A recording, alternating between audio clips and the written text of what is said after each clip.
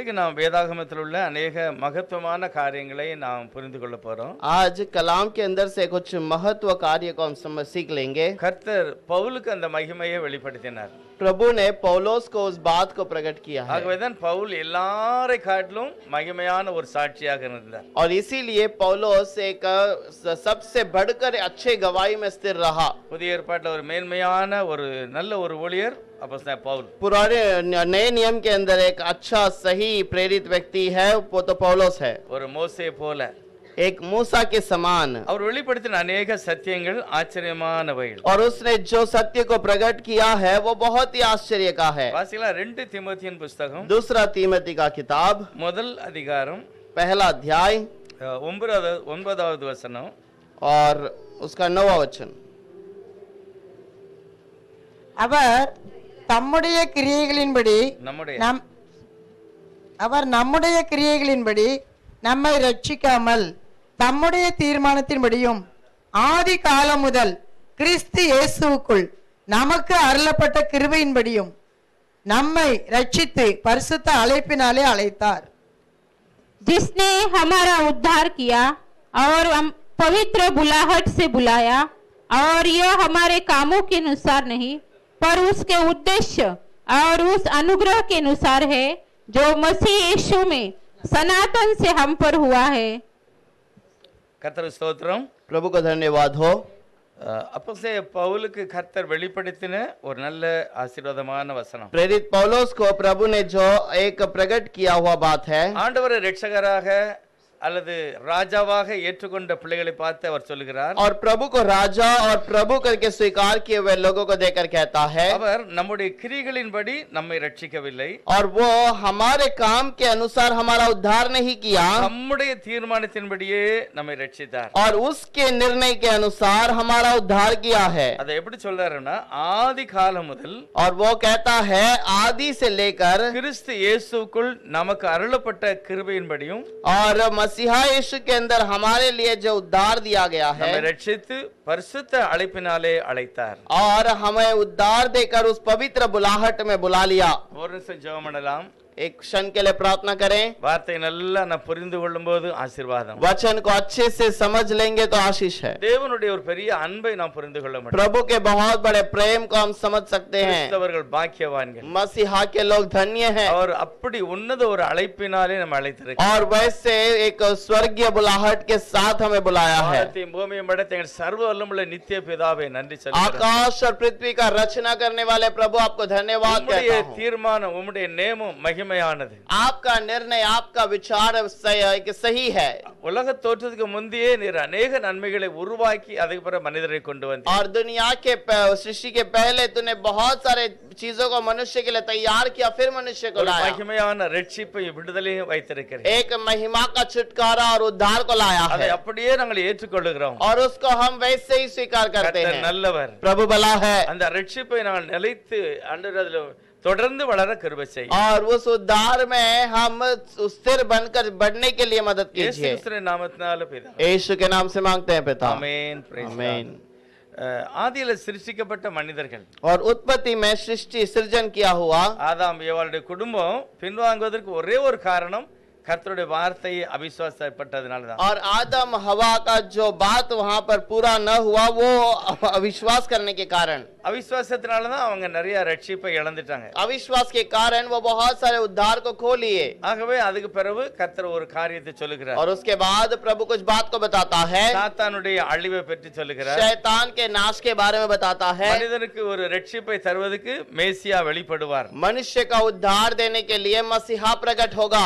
இந்த வார்த்தையை 3:15 கர்த்தர் சொல்லிட்டார். और ये बात को उत्पत्ति 3:16 में प्रभु ने कह दिया. வேதாகமத்துல பார்க்கும்போது நிறைய காரியங்களை கர்த்தர் முதலாவதே தீர்மானித்திருக்கிறார். और बहुत सारे बात को पहले से ही प्रभु ने निर्णय ले लिया है. ஆதாமுடைய பின்மாற்றத்துக்கு பிறகு அவர் ரட்சிக்க தீர்மானிக்கல. और आदम का पीछे हटने के बाद उसका उद्धार के बारे में विचार नहीं किया. மனிதன் பாவம் செய்த பிறகுதான் ஆண்டவர் யோசித்து என்ன செய்யலாம் அப்படின்னு செய்யல. और मनुष्य ने पाप कर दिया, उसके बाद प्रभु बैठकर सोचा नहीं कि अभी आगे मनुष्य को कैसे बचाऊं। உலகத்தை உருவாக்கும் முந்தையே கர்த்தர் அதை தீர்மானித்தார். दुनिया के सृष्टि के पहले प्रभु ने उस बात का निर्णय ले लिया அவர் था சொல்லுகிறார், நம்முடைய கிரியைகளின்படி நம்மை ரட்சிக்கவில்லை, और उसने हमारे काम के अनुसार हमारा उद्धार नहीं किया, அவருடைய தீர்மானத்தின்படி நம்மளை விடுதலையாக்கி ரட்சிக்கிறார். बल्कि उसके निर्णय के अनुसार हमें पहले से उद्धार दिया है। அந்த தீர்மானம் எப்போ எடுக்கப்பட்டது? और ये निर्णय कब लिया गया? ஆதி காலம் முதல், உலக தோற்றத்துக்கு முந்தி, दुनिया के उत्पन्न के पहले ही। நம்முடைய வேதாகமத்தில் பார்க்கும்போது பைபிள் சொல்லுகிறது, ஆதியிலே வார்த்தை இருந்தது. कलाम कहता है आदि में वचन था, அந்த வார்த்தை தான் மேசியாவாக வெளிப்படுகிறது. और वही वचन मसीहा के रूप में प्रकट हुआ, அதுதான் கிறிஸ்து. और वही मसीहा है। இந்த பவுல் சொல்லும்போது நிறைய இடங்கள்ல இயேசு கிறிஸ்துன்னு சொல்வாரு, நிறைய இடத்துல கிறிஸ்து இயேசுன்னு சொல்லுகிறார். और पौलुस कुछ जगह पर मसीहा यीशु करके कहता है, कुछ जगह पर क्रिस्त मसीह करके कहता है। இந்த வார்த்தை இப்ப நம்ம வாசித்ததுல கூட கிறிஸ்து இயேசுவுக்குள் நமக்கு அருளப்பட்ட கிருபை. और जो अभी हमने वचन पढ़ा है वहां पर लिखा है मसीहा यीशु के अंदर जो हमें अनुग्रह मिला है, நமக்கு ஒரு ஆசீர்வாதம் கிடைத்திருக்கிறது. हमें जो अनुग्रह जो आशीष मिली है। பவுல் சொல்லுகிறார், அது இயேசுவுக்குள்ள உனக்கு கிடைக்கல, கிறிஸ்து இயேசுக்குள்ள உனக்கு கிடைச்சிருக்கிறது. और पौलुस कहता है तुम्हें यीशु के अंदर नहीं मिला बल्कि मसीहा यीशु के अंदर मिला है। அப்படின்னா கிறிஸ்து எப்போ உள்ளவர்? अब मसीहा कब का है?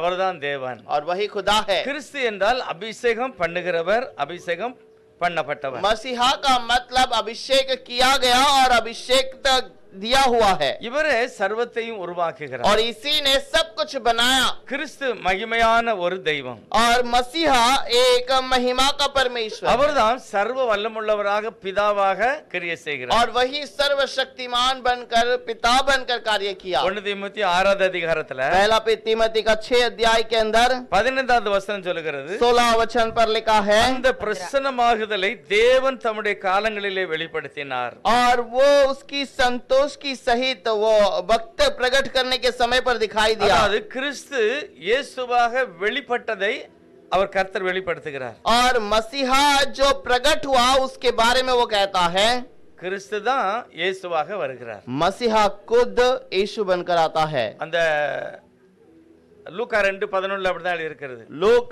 2:16 में ऐसे ही लिखा है, 2:12 में लिखा है, கர்த்தராகிய கிறிஸ்து என்கிற ஒரு இரட்சகர் பிறந்திருக்கிறார். और मसीहा जो उद्धार करता जन्मा है। இந்த சத்தியத்தை தான் நிறைய பேர் ஏற்றுக்கொள்கிறது. और इसी सत्य को बहुत लोग स्वीकार नहीं करते। கர்த்தராகிய கிறிஸ்து மனிதனாக பிறந்திருக்கிறார். और मसीहा प्रभु मनुष्य के रूप में जन्म लिया। இப்பொழுது அவர் பிதாவாக வரல, இரட்சகராக வந்திருக்கிறார். अब वो पिता के रूप में नहीं आया बल्कि उद्धार करता बनकर आया है, இரட்சகராக என்னை காப்பாற்றும்படி வந்திருக்கிறார். और वो हमें बचाने के लिए आया है। ஆகவேதான் பைபிள் சொல்லுகிறது அவருக்கு இயேசு என்று பெயர் வைத்தார்கள். और इसीलिए वहां पर लिखा है कि उसको यीशु करके नाम रखा गया। பவுல் சொல்லுகிறாரு, और पौलुस कहता है கிறிஸ்து இயேசுவுக்குள்ளாக. मसीहा यीशु के अंदर। கிறிஸ்து என்றால் உலகத்தோடத்துக்கு முந்தியே இருக்கிற ஒரு தெய்வம். और मसीहा का मतलब वो दुनिया में आने के पहले वाला एक रूप। இயேசு அப்படிங்கிறது 2000 வருஷத்துக்கு தான் ஆச்சு அவருடைய பெயர் வெளிப்படுத்தப்பட்டது. और यीशु जो नाम है वो करीब 2000 साल हुए हैं उसके नाम को प्रकट करके। ஆனால் கிறிஸ்து இயேசுவாக வெளிப்படுகிறார். लेकिन मसीहा यीशु के रूप में जन्म लेता है। இந்த ரகசியத்தை பவுல் அறியவே இல்லை. और इस रहस्य को पौलुस ने नहीं जाना था। ஆகவேதான் இந்த கிறிஸ்தவ மார்க்கத்துக்கு விரோதமாக சபையாய் போய் சபைகளை தொந்தரவு பண்ணார். और इसीलिए मसीहा के जो मत के रहने वाले सबको वो मारता फिरा। இந்த மார்க்கத்தை இருக்கிறவங்களை நான் அடிப்பேன், காவல்ல கட்டுவேன் அப்படின்னா. और इस मत में रहने वाले हर एक को मैं बांधूंगा और उन्हें पीटूंगा। எந்த மார்க்கத்துல? कौन से मत के लोग? இயேசு என்ற நாமத்துக்குள்ள இருக்கிறவர்களை அப்படி செய்தார். जो यीशु के नाम के अंदर जो मत है उन लोगों को मैं नहीं छोड़ूंगा। எப்பொழுது கிறிஸ்து தான் அவர்னு அவருக்கு வெளிப்படுத்தப்பட்டதோ, और जब उसे प्रकट हुआ कि मसीहा ही वो परमेश्वर है, அவர் அழிக்க தேடின மார்க்கத்தையே வளர்க்க ஆரம்பித்தார். और उसने जिस मत का नाश करने के लिए सोचा उसी में बढ़ना और बढ़ाना शुरू किया। இயேசுவின் நாமத்துக்கு விரோதமா இருந்த அதே பவுல் அதை வளர்வதற்கு கிரியை செய்கிறார். यीशु के नाम को नाश करने वाला वही पौलुस उनको बढ़ाना शुरू कर दिया இந்த ரகசியம் யூதர்களுக்கு தெரியல. और ये रहस्य यहूदियों को नहीं पता चला। ரோமர்கள் நிருபத்தில் பவுல் சொல்கிறார், रोमियो की किताब में पौलुस कहता है கிறிஸ்து என்றென்றைக்கும் ஸ்தோத்திரிக்கப்பட்ட சர்வத்திற்கும் மேலான தேவன். और मसीहा सर्वदा के लिए ऊंचा किया गया परमेश्वर है। இந்த ஒரே ஒரு தெய்வத்தை நான் நம்பினால்தான் நமக்கு ஆசீர்வாதம். और इस एक ही परमेश्वर को हम समझ लेंगे तो हमारे लिए आशीष है। 3 நபர்கள் அல்லது 3 உருவம் அப்படின்னு நினைச்சா அது விக்கிரக ஆராதனை. अगर 3 अलग अलग रूप या 3 अलग अलग व्यक्ति सोचेंगे तो वो एक मूर्ति पूजा के समान होगा। தேவனாய கர்த்தர் ஒருவருக்கே நீ ஆராதனை செய்ய வேண்டும். तेरा पिता परमेश्वर को तू उस एक ही को नमन करना। இயேசு என்ற நாமத்தினால நாம் பிதாவை ஆராதிக்கிறோம். और यीशु के नाम से हम उसी पिता का आराधना करते हैं। பிதானா யாரு? என்னுடைய அப்பா. पिता कौन है? मेरा पिता पिताजी होगा। ஒரு ஊழியக்காரர் சொல்கிறார், एक सेवक कहता है இயேசுவை நம்ம அப்பான்னு சொல்லக்கூடாது. यीशु को हम पिता करके नहीं कहें। அப்பானா பிதான்னு அர்த்தம். अप्पा का मतलब वो पिता जो है हमारे लिए वो पुराने नियम का पिता हो जाएगा। இயேசுநாதர் வந்து பிதா கிடையாது. इसलिए यीशु वो पिता नहीं है। இயேசுநாதர் அப்பா கிடையாது. यीशु पिता नहीं है। இப்படிப்பட்ட சில அறியாமை.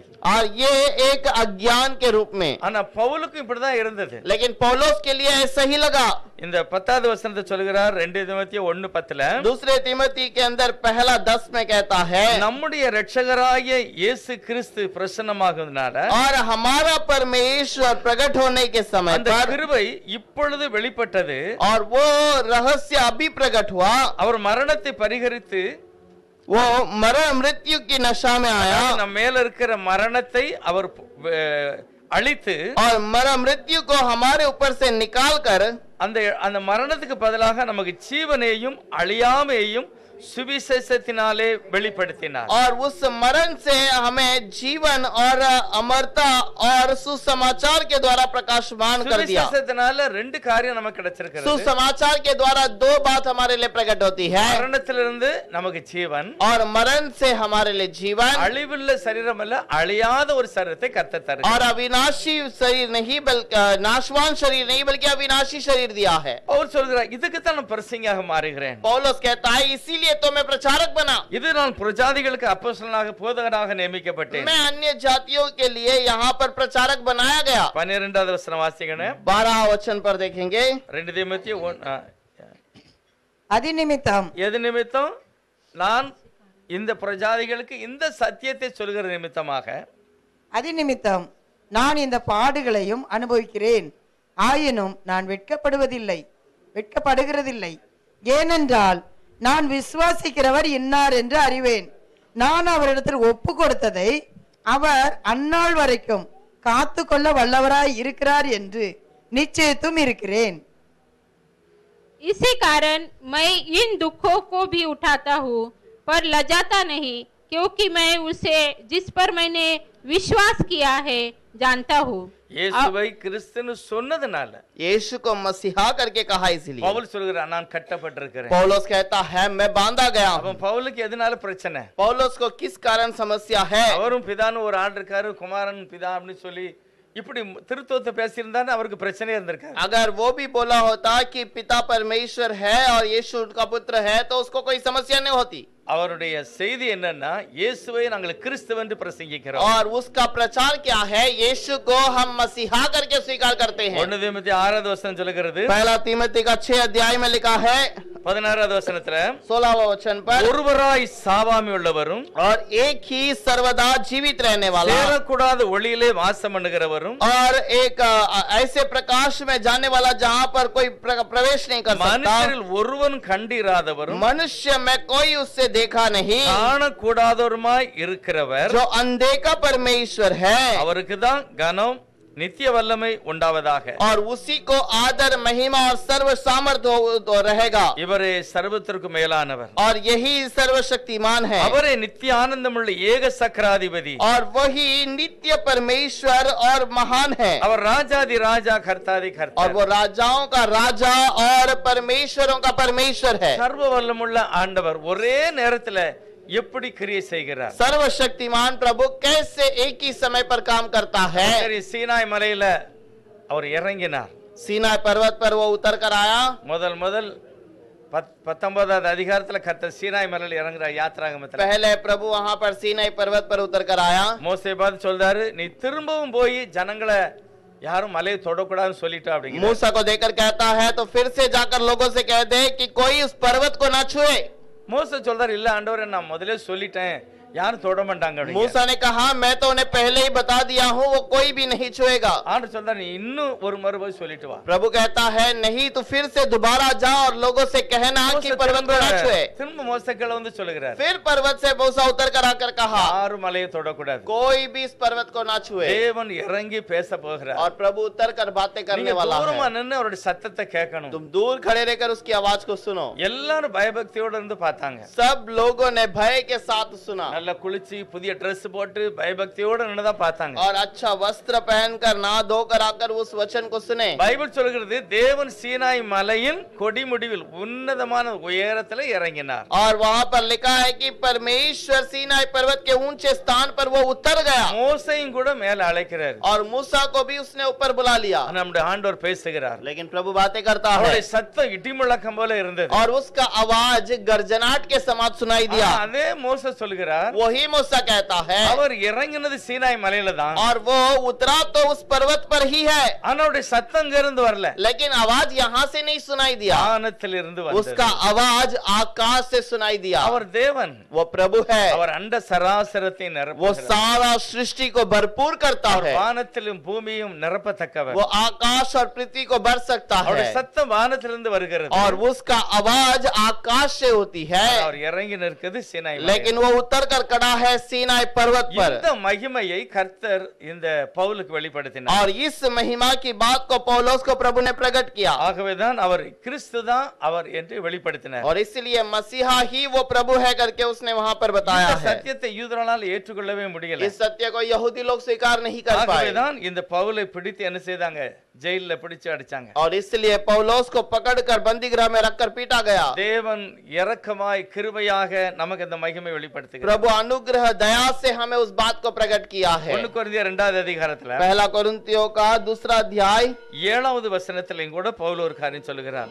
7वें वचन पर भी पौलुस कहता है। 1 கொரிந்தியர் 2வது அதிகாரம் 7வது வசனம், पहला कोरिन्थियों का 2 अध्याय उसका 7वां वचन। உலக தோற்றத்திற்கு உலக முன்னே தோற்றத்திற்கு முன்னே தேவன் நம்முடைய மகிமைக்காக போதும், அதுல எழுதியிருக்கிறது உலக தோற்றத்துக்கு முன்னே वहां पर लिखा है सृष्टि के पहले தேவன் நம்முடைய மகிமைக்காக தேவன் நம்முடைய அவருடைய மகிமைக்காக மகிமைக்கல்ல நம்முடைய மகிமைக்காக। और प्रभु हमारी महिमा के लिए। हिंदी में पढ़ेगा।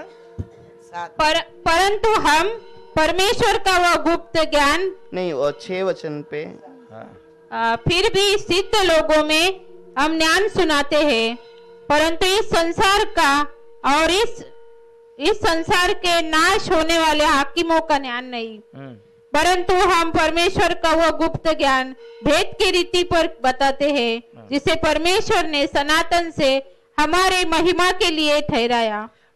போதும், இதுல என்ன எழுதிங்கன்னா நமக்கு और इस पे लिखा है हमारे लिए, என்னுடைய மகிமைக்காக मेरी महिमा के लिए ஒரு காரியத்தை ரகசியமாக வைத்திருந்தார்। एक बात को उसने गुप्त ज्ञान बनाकर रखा है। அவர் சொல்கிறார், இந்த ரகசியமான அந்த தேவனுடைய ஞானத்தை நான் பேசுகிறேன்। और इस परमेश्वर के ज्ञान को मैं प्रचार करता हूँ। அது ரகசியமாக இருந்தது। और वो एक गुप्त बात था। அந்த ரகசியத்தை இந்த பிரபஞ்சத்தின் பிரபுக்கள் ஒருவனும் அறியவில்லை। और उस रहस्य को इस संसार के लोगों ने किसी ने कान न दिया। அறிந்திருந்தால் अगर जाने होते அந்த மகிமையின் கர்த்தரை சிலுவையில் அறிந்திருக்க उस மாட்டார்கள்। महिमा के प्रभु को क्रूस पर नहीं चढ़ाते। பவுல் என்ன சொல்றாரு, पौलुस क्या कहता है? என்னுடைய மகிமையை நான் பெற்றுக்கொள்வதற்கு मेरी महिमा को मैं पाने के लिए கர்த்தர் ஒரு மகிமையான ஒரு ரகசியத்தை வைத்திருக்கிறார்। प्रभु ने एक महान रहस्य को रखा। அதுதான் இயேசுவானவர்। वही यीशु है। அவர் இறங்கி வந்து என்னை மகிமைப்படுத்த வருகிறார்। और वो उतर कर आकर मेरी महिमा के लिए आता है। ஆனா அவர்தான் மகிமையின் கர்த்தர்। वही महिमा का खुदा है யூதர்கள் அவன் மகிமையின் கர்த்தராக அறியாததனாலதான் और यहूदियों ने उसे महिमा का खुदा नहीं समझा, इसीलिए அவரை சிலுவையில் அறைந்தார்கள். और उसे क्रूस पर चढ़ा दिया। இயேசுவை மகிமையின் கர்த்தராக ஏற்றுக்கொள்ள வேண்டும். यीशु को महिमा का प्रभु करके जान लिया। 9வது வசனம் சொல்லுகிறார், 9वां वचन में लिखा है எழுதியிருக்கிறபடி. और जैसा लिखा है, எங்க எழுதியிருக்கிறது? कहाँ लिखा है? ஏசாயா தீர்க்கதரிசி புத்தகத்துல ஒரு காரியத்தை எழுதுகிறார். यशाया किताब के अंदर एक बात को लिखा गया है இந்த பவுல் என்ன சொல்றாருன்னா, எழுதியிருக்கிறபடி और यहाँ पर पौलुस क्या कहता है? தேவன் நம்மில் தம்மில் அன்பு கூறுவர்களுக்கு और प्रभु अपने से प्रेम करने वालों को ஆயத்த பண்ணினவர்களை கண் காணவும் இல்லை, और जिस बात को उसने तैयार किया उन लोगों ने उसे देखा नहीं, காது கேட்கவும் இல்லை, ना उनकी कानों ने उसे सुना, அவைகள் மனுஷனுடைய இருதயத்தில் தோன்றினதும் இல்லை. और वो उनके मनुष्य के विचार में भी नहीं आया। என்னது அப்படிப்பட்ட ஒரு ஆசீர்வாதத்தை வைத்திருக்கிறார்? क्या ऐसे आशीष को प्रभु ने रखा है? நம்முடைய அந்த பாவம் மன்னிப்பை கர்த்தர் கொடுப்பதற்காக, प्रभु हमें पाप का क्षमा देने के लिए இழந்து போன ரட்சிப்பை திரும்ப மனுஷருக்கு கொடுக்கும்படி, और खोया हुआ उद्धार को फिर से दिलाने के लिए உலக தோட்டத்துக்கு முந்தியே, दुनिया के उत्पन्न के மனிதன் पहले, படைக்கிறதுக்கு முந்தியே, मनुष्य बनाने के ஆதாமுடைய पहले, தவறுதல் நடப்பதற்கு முந்தியே आदम की गलती होने के पहले ஆண்டவர் ரட்சிப்பின் வழியை ஆயத்தப்படுத்தி प्रभु ने उद्धार के बात को वहां पर रखा है। நம்முடைய தேவன் மகா பரிசுத்தர், हमारा प्रभु महान மிகுந்த परमेश्वर, அன்புள்ளவர், वो बहुत ही प्रेम करता மிகுந்த है ஞானம் உள்ளவர். और बहुत ही वो ज्ञानवान है। முதலாவது அவருடைய ஏற்பாடு என்னது? पहला उसकी बात क्या उसकी तैयारी क्या உலகம் है? உண்டாவதுக்கு முந்தி முதலாவது அவர் செய்கிற முதல் காரியம், और दुनिया उत्पन्न के पहले उसने पहला कार्य क्या किया? மனிதனுடைய பாதுகாப்புக்கு தான். मनुष्य की सुरक्षा को पहले तैयार किया। உலகமே இன்னும் உண்டாகல, दुनिया अब तक बनी नहीं, உலகம் உண்டாகி எத்தனையோ கோடி வருஷம் அப்படியே இருந்திருக்கு. और दुनिया बनकर करोड़ों वर्ष ऐसे ही रहा। அதுல தேவதூதர்கள்லாம் இருந்தாங்க, उस पे स्वर्गदूत थे, இன்னும் அது உருவாகல. अब भी वो सही नहीं किया गया। அதுக்கு பிறகு அந்த உலகம் அழிஞ்சது. उसके बाद वो दुनिया नाश हो गई, அதுக்கு பிறகு எத்தனையோ கோடி வருஷத்துக்கு பிறகுதான் மனுஷனே ஒரு உருவாக்கு. और कितने करोड़ों वर्ष के बाद उसने मनुष्य की रचना की, அதுக்கு பிறகுதான் ஆதாம் பாவம் और செய்கிறார். उसके बाद ये आदम पाप करता ஆனா है। எங்க என்ன எழுதியிருக்கிறது? लेकिन यहाँ पर क्या लिखा है? உலக தோற்றத்துக்கு முந்தியே दुनिया के सृष्टि के पहले தேவன் என்னுடைய மகிமைக்காக प्रभु मेरी महिमा के लिए ரட்சிப்பை ஆயத்தப்படுத்தி வைத்திருக்கிறார். उद्धार को उसने तैयार किया है। தேவன் மனிதனாக வந்து பலியாகி எனக்கு அந்த ரட்சிப்பை வைத்திருக்கிறார். परमेश्वर उद्धार पाने के लिए मनुष्य के रूप में जन्म लिया, அவர் என்னை மீட்பதற்காக வைத்திருக்கிறார். मुझे उद्धार दिलाने के लिए ऐसा किया है। இந்த திட்டத்தை அல்லது மனித தன்மை மனிதனாக பிறக்கிற இந்த திட்டத்தை और मनुष्य का जन्म का इस योजना को உலக தோற்றத்துக்கு முன்னே தேவன் நியமித்தார். दुनिया की सृष्टि के पहले प्रभु ने सृजन कर लिया है, அப்ப நல்லா தெரியும், और इसको पहले से पता है। ஆனா இது சாத்தானுக்கு தெரியும் பாருங்க. लेकिन ये शैतान को भी पता அதனால है, சாத்தான் அந்த புத்தகத்தை வாசிக்கவே அவனுக்கு பிடிக்காது. और इसलिए इस पुस्तक को वो पढ़ने के लिए ही नहीं देता। நம்முடைய தேசத்துல மிஷனரி ஊழியத்துக்கு எதனால தடை? हमारे देश में मिशनरी सेवकाई के लिए किस लिए रुकावट? எத்தனை கிதியோனியர் வேதாகமத்தை கிழிச்சு எரிச்சிருந்தாங்க. कितने गिदियोन के किताब को लेकर उसको फाड़ कर फेंक இது देते हैं। மனிதர்கள் செய்யல, ये मनुष्य नहीं करता, அசுத்த ஆவி அந்த மனுஷனுக்குள்ள உட்கார்ந்து செய்யுது. एक अशुद्ध आत्मा उसके अंदर रहकर करता ஏன்னா है, வேதாகமம் பிசாசுக்கு பிடிக்காது. क्योंकि कलाम शैतान को पसंद नहीं ஏன்னா है। உலக தோற்றத்துக்கு முந்தியே दुनिया के सृष्टि के पहले தேவன் ही, தன்னுடைய தீர்மானத்தை மனிதனுடைய ரட்சிப்பை எழுதி और வைத்திருக்கிறார். प्रभु ने अपने बात को अपने निर्णय को दुनिया के पहले ही बनाकर रखा है। ஆதியாகமத்திலே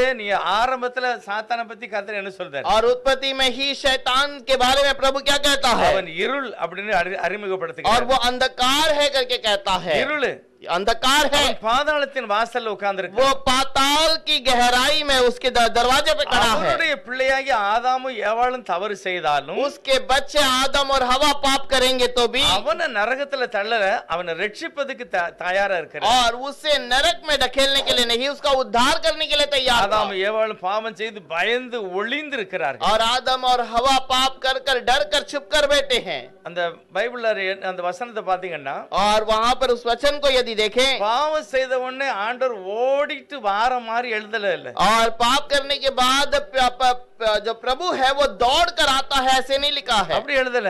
ऐसे नहीं लिखा है। எழுதிருக்கிறது, பகலில் குளிர்ச்சியான வேளையில் தோட்டத்தில் உலாவுகிற கர்த்தருடைய சத்தத்தை கேட்டான். और वो दोपहर दिन के समय पर दिन के ठंडे समय पर वो वहां पर घूमता फिरता है. உலாவுகிறதுன்னா வாக்கிங் போற மாதிரி. और यहाँ पर घूमता फिरना, आराम से चल कर जाना. அவர் என்னமோ நடந்துட்டு பயந்து போய் வரல. और कुछ तो हो गया करके डर कर नहीं आया. அவருக்கு தெரியும் என்ன செய்தாலும் சரி என் பிள்ளையை நான் ரட்சிப்பேன். और वो कुछ भी करे मेरे बच्चे को मैं उद्धार करूंगा. அவர் தீர்மானித்து வைத்திருக்கிறார். उसने निर्णय कर लिया. அதனால அவர் அவர் சொல்றது ஒண்ணு, யாரு சொன்னா நீ நிர்வாணின்னு? और किसने तुझे बताया कि तू नंगा है? என்னுடைய வார்த்தை நீ மீறிட்ட, मेरे वचन को तूने उल्लंघन किया, கண்டிப்பா உனக்கு மரணம் ஒரு தண்டனை தான். इसलिए मरण तेरे लिए एक दंड है. ஆனா ஒரு ரட்சிப்புக்கு ஒரு இடம் இருக்கிறது. और तेरा उद्धार का एक समय है. எப்பொழுது மனம் திரும்பி இயேசுவை நம்புவியோ, जब मन फिराकर यीशु को भरोसा करेगा, அப்பதான் உனக்கு ரட்சிப்பு. और तब तुम्हारे लिए उद्धार தேவன் है. மகிமையை ஆரம்பத்திலேயே வைத்திருக்கிறார். प्रभु ने इस महिमा को आरंभ में ही रखा है. அப்போஸ்தலர் 15வது அதிகாரம் प्रेरित 15वां अध्याय के अंदर 18வது வசனத்தை வாசிக்கலாம். 18वां वचन पर पढ़ेंगे. 15 18 प्रेरित 18 के अंदर 18வது வசனம் 15 के अंदर அதற்கு 18. தீர்க்கதரிசிகளுடைய வாக்கியங்களும் 15ல ஒத்திருக்கிறது. 18வது வசனம். உலக தோற்றம் முதல் தேவனுக்கு தம்முடைய கிரியைகளை எல்லாம் தெரிந்திருக்கிறது. எல்லாம் கர்த்தருக்கு தெரியும். 15 में 18 पढ़ेगा.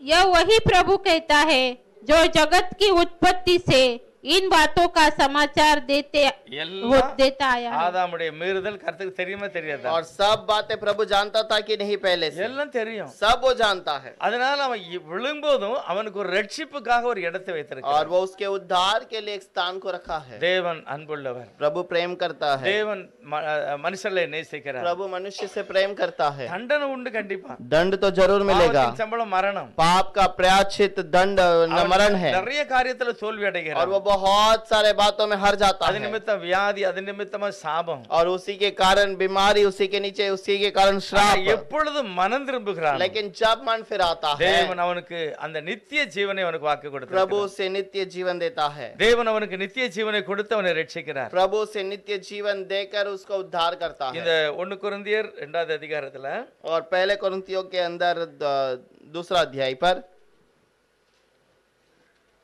வாசிக்கலாம் இந்த 9வது வசனத்தை. 9वां वचन. எழுதியிருக்கிறபடி தேவன் தம்மில் அன்புகிறவர்களுக்கு ஆயத்தம் பண்ணினவைகளை கண் காணவும் இல்லை, காது கேட்கவும் இல்லை, அவைகள் மனுஷனுடைய இருதயத்தில் தோன்றவும் இல்லை. परंतु जैसा लिखा है, जो बातें आंखों ने नहीं देखी और कान ने नहीं सुनी और जो बातें मनुष्य के चित्त में नहीं चढ़ी, वे ही है जो परमेश्वर ने अपने प्रेम रखने वालों के लिए तैयार की है. ஆண்டவர் தன்னுடைய ஜனங்களுக்காக இவ்வளவு பெரிய மகிமையை வச்சிருக்கிறார். और प्रभु अपने लोगों के लिए बहुत बड़ी महिमा को रखा ஆனா है. அது எப்படி பெற்றுக்கொள்ளுகிறது? और इसे कैसे हम पा सकते हैं? இதை வாங்குவது எப்படி? इसे कैसे पाएं? பவுல் அருமையான ஒரு வசனம் சொல்றார். पौलुस अच्छे से एक वचन को कहता ரோமர் है. 3வது அதிகாரம் रोमियो का 3रा अध्याय 24வது வசனம். और 24वां वचन. ரோமர் 3:24வது வசனம். रोमियो का 3 के अंदर 24. परंतु उसके अनुग्रह से उस छुटकारे के द्वारा जो मसीह यीशु में है, सेत में धर्मी ठहराए जाते हैं. இலவசமாய் அவருடைய கிருபையினாலே கிறிஸ்து இயேசுவில் உள்ள மீட்பை கொண்டு நீதிமான்கள் ஆக்கப்படுகிறார்கள். அச்சா 24வது வசனம். 24वां वचन. இலவசமாய். और वहां पर सेत में, இலவசமாய் அவருடைய கிருபையினாலே, इसका मतलब मुफ्त में उसके अनुग्रह से கிறிஸ்து இயேசுவில் உள்ள மீட்பை கொண்டு நீதிமான்களாக்கப்படுகிறார்கள். और मसीहा का उस मुफ्त उद्धार के कारण उस छुटकारे को पा लेते हैं. இலவசம் அப்படின்னா இப்ப பொங்கலுக்கு இலவசம் ஊர்ல. अब पोंगल के लिए वो मुफ्त में बांटा जाता है गांव में. தமிழ்நாட்டுல பாத்தீங்கன்னா இப்ப பயங்கரமான லைன், எல்லாருக்கும் டோக்கன் கொடுக்காங்க. और तमिलनाडु में बहुत भीड़ है, वो बहुत टोकन देते हैं.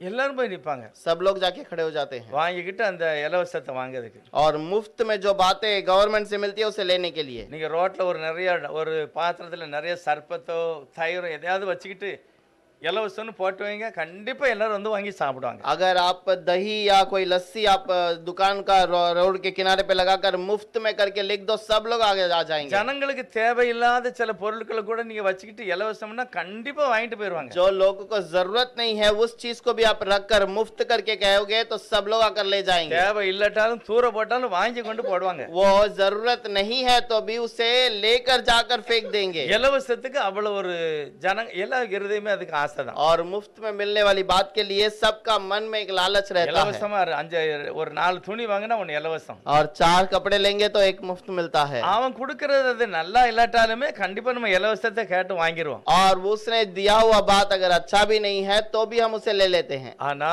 இந்த ரட்சிப்பை மட்டும் பாருங்க, ஜனம் விலகி போகுது பாருங்க. लेकिन उद्धार को मुफ्त में पाती नहीं है, लोग उससे दूर जाते हैं। இலவசமா ரட்சிப்பு இலவசமான்னு யாரும் தேட மாட்டாங்க. उद्धार क्या मुफ्त में है करके कोई नहीं ढूंढता। பைபிளை சொல்லி பாருங்க, அல்ல நான் கொடுத்து பாருங்க, வாங்க மாட்டாங்க. இப்போ बाइबल को आप मुफ्त में बांट कर देखिए, कोई नहीं लेता।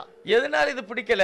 क्यों ये पसंद नहीं? சாத்தான் அந்த மாதிரி கண்ணை குருடாக்கி வச்சிருக்கான். शैतान ऐसे आंख को अंधा किया हुआ है। உலகத்துல கொடுக்கிற உதவாத பொருள் இலவசத்தை கூட வாங்கி கொண்டு வச்சுக்கிடுவாங்க. और दुनिया में जो जरूरत ही नहीं है उस चीज को भी मुफ्त में मिलता है तो ले लेते ஆனா हैं। இயேசு ரட்சிப்பை இலவசமாக கொடுக்கிறார். लेकिन प्रभु उद्धार मुफ्त में बांटता है। பவுல் சொல்கிறார், இலவசமா இவருடைய கிருபையினாலே கிறிஸ்து இயேசுவில் உள்ள மீட்பை கொண்டு நம்ம நீதிமானாக்கப்படுகிறோம். और प्रभु यीशु के अनुग्रह के द्वारा हमने छुटकारा पाया है कि मसीहा यीशु के अंदर हम सेतमेत धर्मी ठहराए பவுல் जाए। சொல்கிறார், மனிதனாக வந்த இயேசு और मनुष्य के रूप में आया हुआ प्रभु எனக்காக உலக பிரகாரமாக நீதிமானாய் வாழ்ந்து நடந்து காண்பித்தார். और मेरे कारण वो इस दुनिया में आकर धर्मी बनकर जीवन बिताया। எனக்காக ஒரு மரித்தார், मेरे लिए मर गया, உயிரோடு வந்தார், जी उठा ஒரு மனிதனுக்காக பூரணமான ஒரு மனிதனாக வாழ்ந்தார். और एक मनुष्य के लिए परिपूर्ण मनुष्य के रूप में उसने जीवन बिताया। ஆகவே பவுல் சொல்றார்,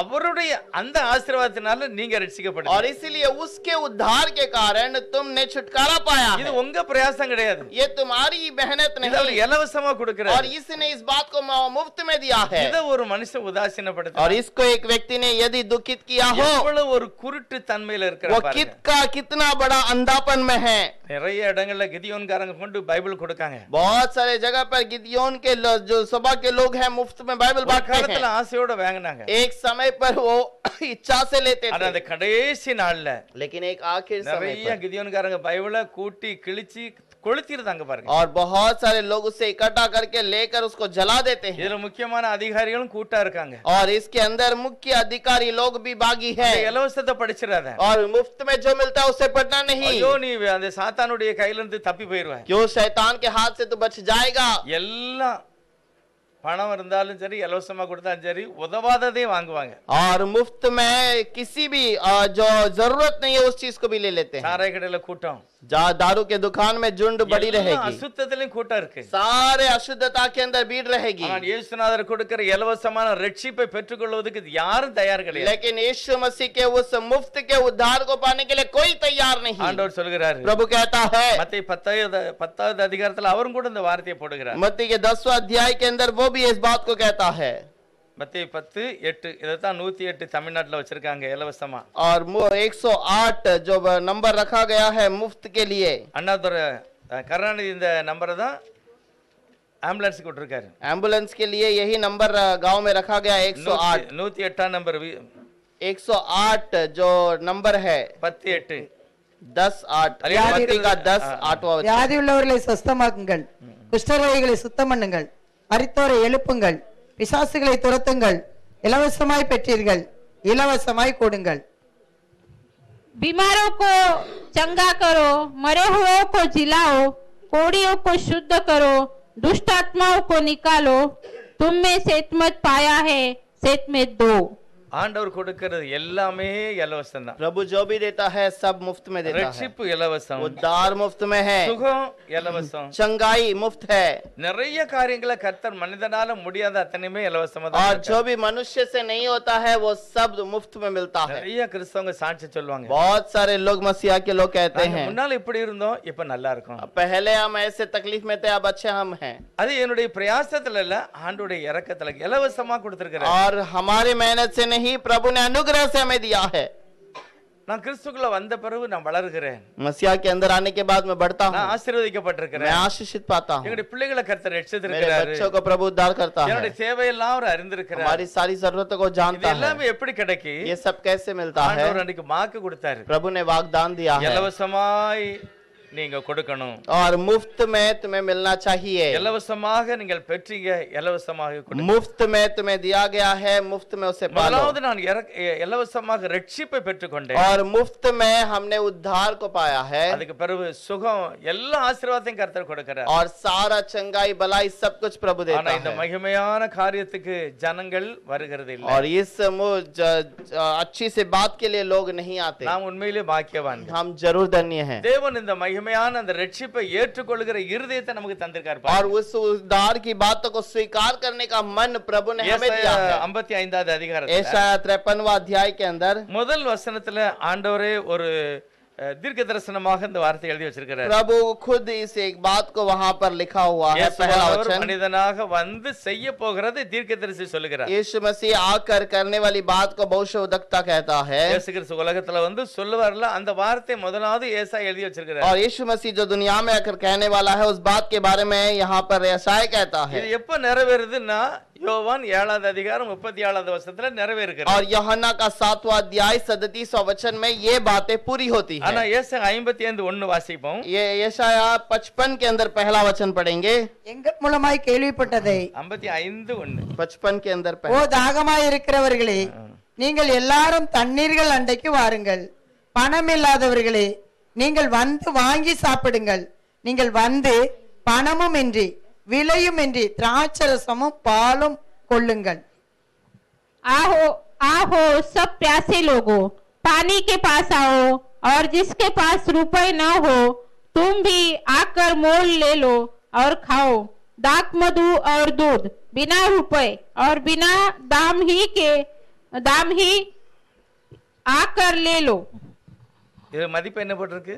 इसका मोल कीमत कितना है? பணமும் கிடையாது, விலையும் கிடையாது. ना कोई रुपए हैं, ना कोई दाम देना அப்ப है। நமக்கு எவ்வளவு ஆசீர்வாதத்தை கர்த்தர் வைத்திருக்கிறார். कितना आशीष प्रभु ने हमारे लिए रखा है। ஆனா ஒரு சிலர் வாங்கிக்கிட்டாங்க, ஒரு சிலர் இன்னும் வாங்கல. कुछ लोगों ने उसे मुफ्त में ले लिया, कुछ लोगों ने अभी तक नहीं लिया। நிறைய காரியம் நம்ம பெற்றுக்கொள்ளாம இருக்கோம். बहुत सारी बातें हमने नहीं पाई है, எதுக்கு அப்படின்னா நமக்கு தெரியாது. क्योंकि हमें वो पता ही नहीं था। வேத வாசித்தா தான் நமக்கு தெரியும். हम कलाम पढ़ेंगे तो हमें पता चलेगा।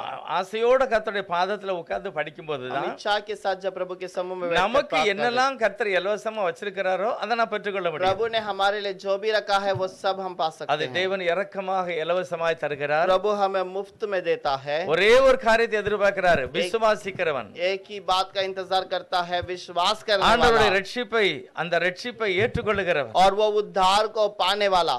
நமக்காக கிறிஸ்து மரித்து அடக்கம் பண்ணப்பட்டு உயிரோடு எழுந்தார். हमारे लिए मसीहा दफन किया गया, फिर से जिलाया இந்த गया, காரியத்தை ஏற்றுக்கொள்ளுகிறது தான் ஆசீர்வாதம். और ये बातों को स्वीकार करने वाले को आशीष है। பவுல் சொல்லும்போது அப்போஸ்தலர் 20:28 சொல்கிறார், पौलुस कहता है प्रेरितों के 28वें अध्याय के अंदर, தேவன் தம்முடைய சொந்த இரத்தத்தை சிந்தி இந்த மகிமை வைத்திருக்கிறார். प्रभु अपने खुद के लहू को बहाकर इस महिमा की उद्धार को रखा யாருடைய है। இரத்தம் சிந்தப்பட்டது? किसका लहू गिराया गया? தேவனுடைய இரத்தம். मसीह प्रभु का लहू। தேவன் மனிதனாக இறங்கி தன்னுடைய இரத்தத்தை சிந்தினார். और प्रभु महिमा के रूप, मसीहा मनुष्य के रूप में आकर अपने लहू को बहाया। பேதுரு சொல்லும்போது குற்றம் இல்லாத ஒரு இரத்தம் சிந்தப்பட்டது. जब पतरस कहता है वो निर्दोष लहू के बारे में कहता அந்த है, இரத்தத்தினால தான் நம்மளை கர்த்தர் மீட்டு கொள்ளுகிறார். और उसी लहू से हमें प्रभु ने छुटकारा दिया है। நிறைய ஆசீர்வாதங்கள் இருக்கிறது. बहुत सारे आशीष वहां पर है। நீ பாத்தீங்கன்னா நிறைய சொல்றாங்க, கிறிஸ்தவ நிறைய இலவசத்தை கொடுத்து கொடுத்து ஜனங்களை மாற்றுதாங்க. और बहुत सारे लोग कहते हैं मसीहा के लोग मुफ्त में बांट कर लोगों को अपने पास जमा करते हैं। அதுல வேற கணக்கு சொல்றாங்க, இல்ல நம்ம இந்தியால எத்தனை % தான், 2% தான் और இருக்காங்க அப்படின்னு. उसके बाद भी कहते हैं कि पूरे भारत देश में सिर्फ 2% जो है वो मसीहा के लोग हैं। இந்த 2 பேரும் அப்ப எவ்வளவு ஆசீர்வாதமா இருக்காங்க பாருங்க. अब ये 2% के जो मसीहा के लोग हैं कितने आशीषित எவ்வளவு हैं, பேருக்கு இலவசமா கொடுக்காங்க, कितने लोगों को मुफ्त में बांटते हैं, கொடுத்துக்கிட்டே தான் இருப்பாங்க. वो देते ही रहेंगे। காரணம் அவர்கள் அல்ல, அவருக்குள்ள தேவன் இருந்து கிரியை செய்கிறார். क्योंकि वो नहीं, उनके अंदर प्रभु रहकर कार्य करता है। உலக பிரகாரமா எத்தனையோ கோடி கோடியான பணங்கள் பதுக்கப்பட்ட அநேக கள்ளனை போல ஜனங்கள் இந்தியால இருக்காங்க. और दुनिया में करोड़ों करोड़ों में लोगों पैसों को अपने पास छुपा के रखने वाले लोग भी हैं। அவன் கொடுக்க மாட்டான் இலவசமா. वो मुफ्त में नहीं बांटेगा, தேவன் இலவசமா கொடுக்கிறார். लेकिन प्रभु मुफ्त में बांटता है। தேவனுடைய பிள்ளைகளும் இலவசமா और கொடுக்கிறாங்க. प्रभु के बच्चे भी मुफ्त में बांटते ஆண்டவரே हैं। சொல்கிறார், प्रभु कहता है இலவசமாக நான் தருகிறேன். मुफ्त में मैं तुम्हें देता हूँ। அடுத்த வசனத்தை சொல்கிறார், अगला वचन में कहता நீங்க है நல்லா அப்பம் சாப்பிடலாம், और तुम वहां पर நீ रोटी खा திராட்சை सकते हो, ரசம் குடிக்கலாம், दाख रस पी सकते हो இலவசமாக मुफ्त में। என்னுடைய பாதத்துல உட்கார்ந்து கேட்டு அதை பெற்றுக்கொள்ள அப்படிங்கிற मेरे पैरों तले बैठकर उसे मांग और पाले। கரையமில்லாத ஒரு அதிசயமான ஆச்சரியமான காரியத்தை கர்த்தர் தருகிறார். बिना मोल का एक आश्चर्य कार्य है। எபேசர் 1ஆம் அதிகாரம் इफिसियों का पहला अध्याय 10-11 வசனம் வாசிக்கலாம். எபேசியர் 1ல इफिसियों का पहला अध्याय उसका 10 और 11 वचन। தமக்குள்ளே தீர்மானித்திருந்த தம்முடைய தயவுள்ள சித்தத்தின் ரகசியத்தை எங்களுக்கு அறிவித்தார். மேலும் கிறிஸ்துவின் மேல் முன்னே நம்பிக்கையாயிருந்த நாங்கள் அவருடைய மகிமைக்கு புகழ்ச்சியாய் இருக்கும்படிக்கு कि समयों का के पूरे होने का ऐसा प्रबंध हो कि जो कुछ स्वर्ग में है और जो कुछ पृथ्वी पर है सब कुछ वही मसीह में एकत्र करे।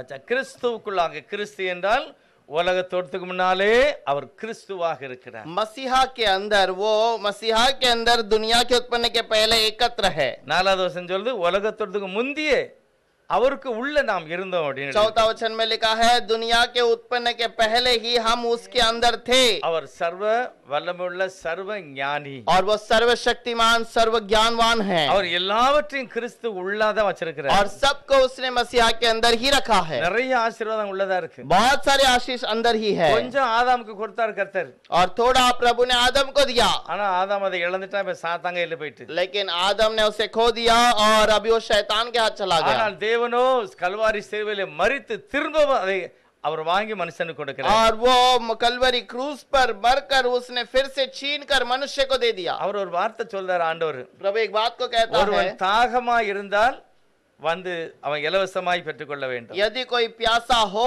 तो आकर पी ले।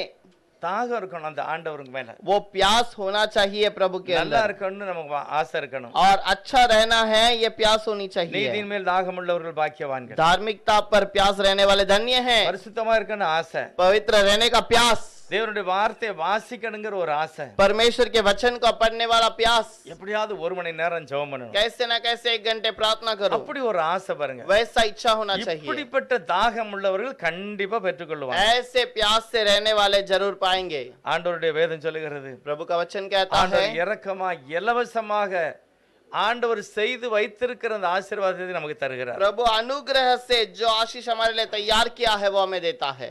எபேசியர் 2ல 7வது வசனம் சொல்லுகிறது, इफिसियों का दूसरा अध्याय का 7वां वचन में लिखा है, கிறிஸ்துவுக்குள் நம்மை அவருடனே கூட எழுப்பி உன்னதங்களிலே உட்கார வைத்தார். और मसीहा यीशु के साथ में हमें भी जिलाया और हमें उस स्वर्ग में जाकर बिठा दिया। எல்லாமே உலகத்தோட்டத்துக்கு முந்தி நடந்து திரும்ப அது வெளியே வருகிறது. और ये दुनिया के उत्पन्न के पहले पूरा हो चुका है, अब वो प्रगट में चल रहा है। வேதாகமத்தில் அவ்வளவு மகிமையான காரியங்களை எழுதி வைத்திருக்கிறார். इस कलाम के अंदर वैसे महिमा की बातें लिखी गई है। வெளிப்படுத்த விசேஷம் நிறைய பேருக்கு பிடிக்க மாட்டேங்குது, प्रकाशित वाक्य बहुत लोगों को समझ नहीं நிறைய आता, பேருக்கு விளங்கல, बहुत लोगों को समझ में नहीं நிறைய- आता। ஒரு சிலர் சொல்லுவாங்க வெளிப்படுத்தல வாசித்தா பயமா இருக்கு. कुछ लोग कहते हैं प्रकाशित वचन पढ़ते हैं तो डर लगता है। அப்படி என்ன பயம் அங்க? ऐसा क्या डर है वहां நல்லா पर? யோசித்து பாருங்க. 7 சபையை பற்றி கர்த்தர் முதலாவது சொல்லுகிறார். 7 कलीसिया के बारे में प्रभु पहले कहता है। 7 சபை நல்ல சபையா?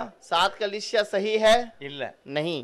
ஒரு சில நல்ல காரியம் இருந்தது. कुछ कुछ अच्छी बातें सब कलीसिया में நிறைய है, ஆண்டு அங்குள்ள குறையெல்லாம் சொல்லுகிறார். लेकिन प्रभु वहां की गलतियों को बताता है। சொல்லிட்டு நீ அப்படியே வெளியே போயிருன்னு சொல்றாரா இல்ல உள்ள வான்னு சொல்றாரா? और वैसे ही उस गलतियों को बताने के बाद चला जा करके कहता है कि या कहता है कि तो अंदर आ जा। 7 சபையும் பார்த்து சொல்றாரு, உனக்கு ஆலோசனை சொல்றேன், நீ வந்துரு உள்ள. 7 कलीसिया को कहता है मैं तुझे तसल्ली की बात कहता हूँ, अंदर आ जा। ரொம்ப மோசமான சபை லௌதீக சபை தான். बहुत ही बुरा कलीसिया लौदीकिया कलीसिया, அங்க கூட சொல்றாரு, நான் வெளியே நின்னு கதவை தட்டதை நீ திறந்துட்டேன்னா உள்ள வந்து சாப்பிடு அப்படிங்க वहां पर भी कहता है उस कलीसिया में बाहर खड़ा हूं कटकटा रहा हूं लेकिन खुल जाएगा तो मैं अंदर आकर तुम्हारे साथ भोजन करूंगा। இந்த தெய்வத்தை பார்த்து ஏன் பயப்படுதாங்க? क्यों ऐसे प्रभु को देखकर डरते हैं? அவர் ஒண்ணும் ஒரு மாதிரி நீ உதவ மாட்டே நீ வெளியே போயிருன்னு சொல்லலையே। और वो तो नाश हो जाएगा तो बाहर चला जा करके तो नहीं कहा। அப்படிப்பட்டவர்களையும் தேவன் ரட்சிக்க ஆயத்தமாக இருக்கிறார்। ऐसे लोगों को भी उद्धाशिश करने के लिए तैयार है। என்ன எழுதியிருக்கிறது? उसके बाद क्या लिखा है? தேவனுடைய மார்க்கத்துக்கு வராதவர்கள் और प्रभु के मार्ग में जो नहीं आए, சத்தியத்துக்கு செவி जो கொடாதவர்கள் सत्य के लिए कान नहीं दिए, சத்தியத்துக்கு மேல தாகம் இல்லாதவர்கள் जो सत्य के अंदर प्यास नहीं है, அவங்க தான் பயப்படணும்।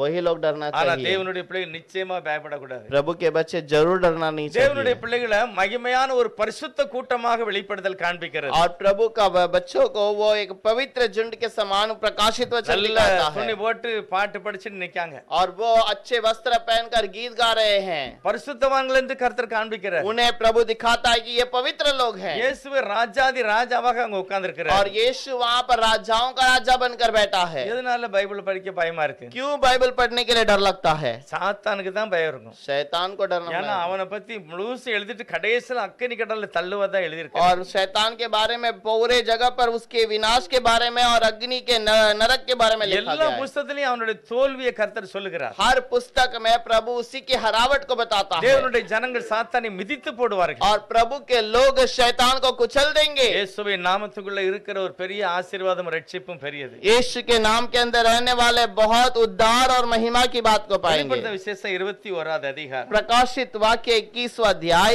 6வது வசனத்தை வாசிக்கலாம்। 6वां वचन को पढ़ेंगे। வெளிப்படுத்தல் 21ல 6வது வசனம்। प्रकाशित 21 के अंदर 6। அன்றியும் அவர் என்னை நோக்கி ஆயிற்று, நான் அல்பாவும் ஓமேகாவும் ஆதியும் அந்தமுமாய் இருக்கிறேன், தாகமாய் இருக்கிறவனுக்கு நான் ஜீவ தண்ணீர் ஊற்றில் இலவசமாய் கொடுப்பேன்। हालेलुया।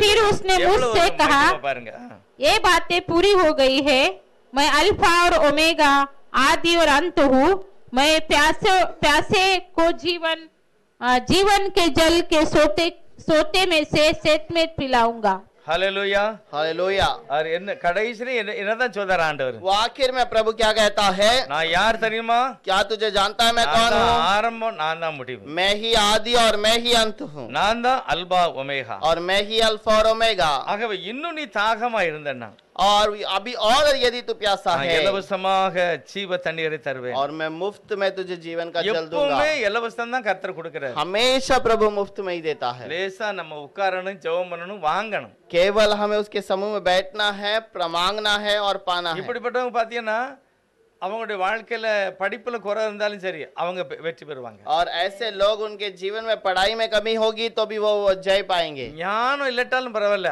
அவங்களையும் கர்த்தர் உயர்த்திடுவார்। ज्ञान नहीं है तो भी प्रभु उन्हें बढ़ाएगा।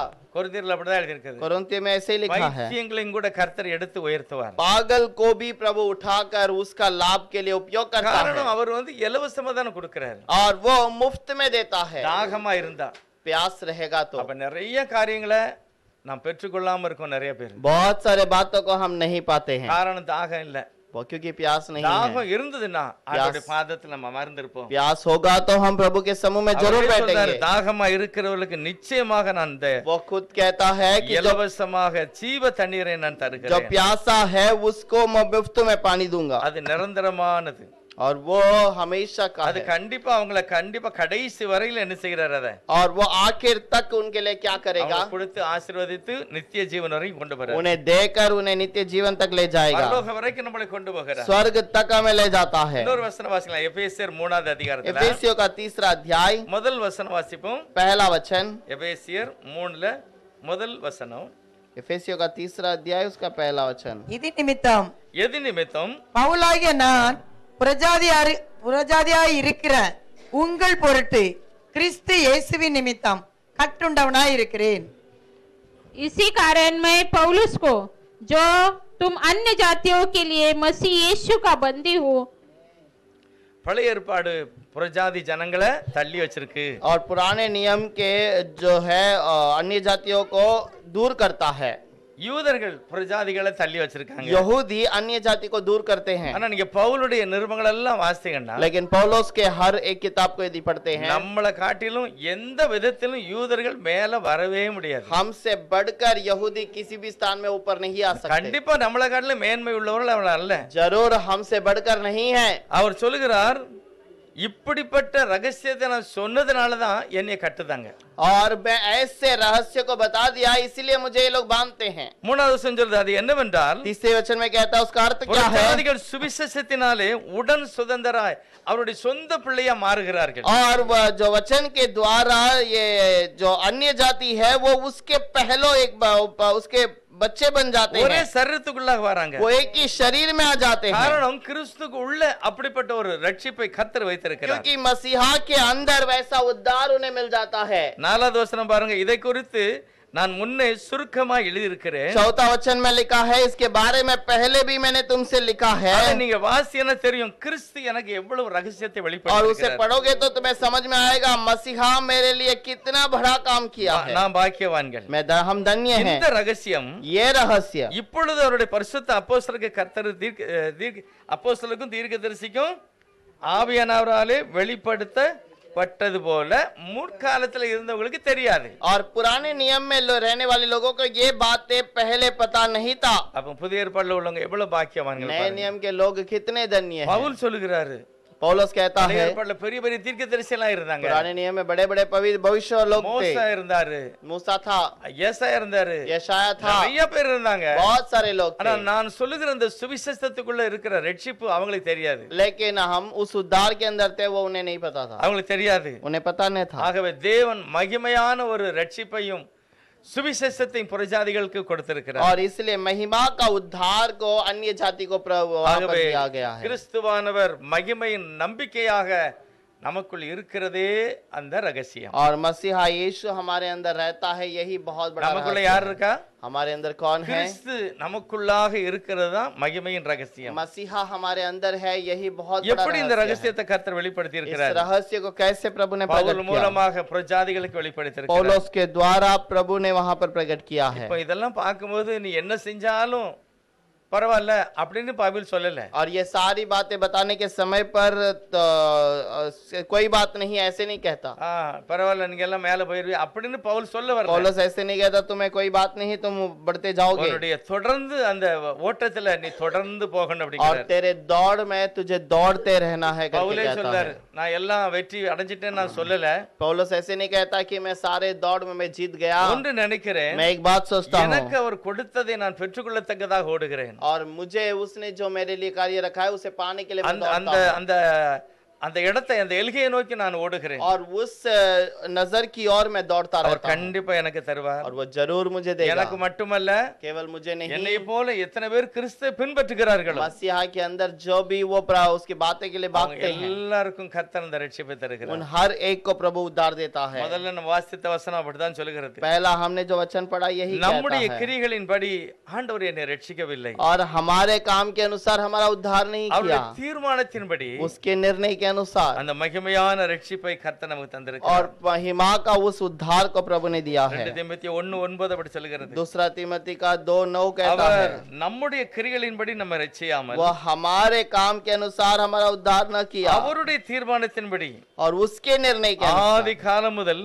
उत्पत्ति से கிறிஸ்து लेकर இயேசுக்குள் நமக்கு அருளப்பட்ட கிருபையின்படியையும் मसीहा के अंदर हमें जो अनुग्रह मिला है, நம்மை ரட்சித்து हमें उद्धार दिया, பரிசுத்தப்படுத்தி பரிசுத்த அழைப்பினாலே அழைத்திருக்கிறார். पवित्रता के अंदर पवित्र बुलाहट में எவ்வளவு बुलाया है। மகிமையான ஒரு ரட்சிப்பை கர்த்தர் கொடுத்திருக்கார் कितना பாருங்க. महिमा की बात है। எத்தனை பேர் அதுல உண்மை உள்ளவங்களா இருக்கும்? कितने लोग हम सच्चाई இந்த से चलते ரட்சிப்புக்கு நம்ம हैं, தினமும் நன்றி சொல்லணும். उस उद्धार के लिए हर दिन धन्यवाद कहता எவ்வளவு है। மகிமையான ஒரு வெளிப்பாடை கர்த்தர் தந்திருக்கிறார். कितना बड़ा प्रकाश प्रभु ने हमें दिया எத்தனை है। பேர் கல்லையும் மண்ணையும் என்னத்தெல்லாமோ பார்த்து நடிச்சுக்கிட்டு இருக்கான். और कितने लोग कई पत्थर को देकर मूर्ति को देकर कांपते हैं, கால்ல கையில கயிறு கட்டிக்கிட்டு அலைதான். और हाथ पैर में धागा रस्सी बांध देते हैं, வீட்டு வாசல் என்னத்தையும் கட்டி தொங்க விட்டுருக்கான். घर के दरवाजे पे कुछ बांध देते हैं, என்னெல்லாமோ அவனுடைய மூட நம்பிக்கை அவனை பைத்தியமா ஆக்கி வச்சிருக்கான். और कितना ही डर उसको उसके भय के अंदर ले जाता है। ஆனால் இயேசு இரக்கமாக இலவசமாக ரட்சிப்பை வைத்திருக்கிறார். लेकिन प्रभु यीशु मुफ्त में हमारे लिए उस कार्य को நாம் रखा है। பாக்கியவான்கள். हम धन्य हैं। ஹல்லேலூயா. हालेलुया। கர்த்தர் நம்ம ஒவ்வொரு ஒவ்வொருவரையும் அந்த மகிமையான ரட்சிப்பை கடைசி மட்டும் और பாதுகாப்பார். प्रभु हमें उस उद्धार के अंदर आखिर तक उद्धार करेगा। கர்த்தர் உங்களை ஆசீர்வதிப்பார். प्रभु आपको आशीष करेगा। எல்லாரும் ஜெபம் பண்ணலாம். हम सब प्रार्थना करेंगे। எல்லாரும் முழங்கால் படிட்டு ஜெபம் हम பண்ணுவோம். सब घुटने में आकर கர்த்தர் கொடுத்த प्रार्थना அந்த करेंगे। ரட்சிப்புக்காக प्रभु का उस उद्धार के அவர் लिए வரும்போது எல்லாரும் அதை நிச்சயமாக காத்து கொண்டவர்களாக இருக்க வேண்டும். उसके आगमन में आखिर तक उसे संभाले रखने के लिए பவுல் தீமோத்தேயை பார்த்து சொல்லுகிறார், पौलुस तीमोथी को देखकर நீ कहता பெற்ற है, அபிஷேகத்தை அனல் மூட்டி எழுப்பி விடு. और तूने जो अनुग्रह पाया है उसे थोड़ा और दुआ चढ़ाकर उसे बढ़ा कर दे। உன்னுடைய கண்ணீருள்ள ஜெபத்தை நான் அறிந்திருக்கிறேன். और तेरे आंसू की प्रार्थना को मैं நீ जानता हूँ। சிறு பிராயத்திலிருந்து வேத வாக்கியங்களை புரிந்து கொண்டவன். तू बचपन से ही लेकर वचन को समझता रहा ஆகவே है, உன்னுடைய இளமை குறித்து ஒருவனும் உன்னை குற்றப்படுத்த கூடாது. इसीलिए तेरी जवानी के बारे में कोई तुझ पर दोष न लगाए। தேவனுக்கு முன்பாக உத்தமனாக இரு. प्रभु के समूह में उत्तम बन। அப்படிப்பட்ட மகிமையான சாட்சியாக கர்த்தர் ஒவ்வொருவரையும் நிறுத்துவார். वैसे महिमा के गवाही में प्रभु हर एक को खड़ा करे। எல்லாரையும் உம்முடைய நாமத்தினால வாழ்த்துகிறோம். आए हुए हर एक को प्रभु यीशु के नाम से आशीष करते हैं। ஆண்டவருக்குள்ளாக இருக்கிற எல்லா ஆசீர்வாதங்களையும் பிள்ளைகள் எடுத்து உபயோகப்படுத்த கிருபை செய்யும். प्रभु के अंदर के हर एक बातों के लिए प्रभु हम प्रार्थना करते हैं। ஐஸ்வர்யம் மட்டுமல்ல, ஆரோக்கியமும் சமாதானத்தையும் கொடுங்க ஆண்டவரே. केवल धन दौलत नहीं, प्रभु उनको चंगाई और भलाई उनके जीवन में ரட்சிப்பு रहे, நிச்சயம். और उद्धार जो है वो उनको जरूरी है। தொடர்ந்து தேவனை நோக்கி சார்ந்து ஓடிக்கொண்டிருக்க கிருபை செய்யும். हर दिन प्रभु तेरी ओर देकर दौड़ने के लिए मदद அழைப்பிலே कर, நான் நிலைத்திருக்க உதவி और செய்யும். आपके बुलाहट में स्थिर रहने के लिए இயேசு मदद கிறிஸ்துவின் कर। நாமத்தினால பிதாவே. यीशु के नाम से मांगते हैं पिता।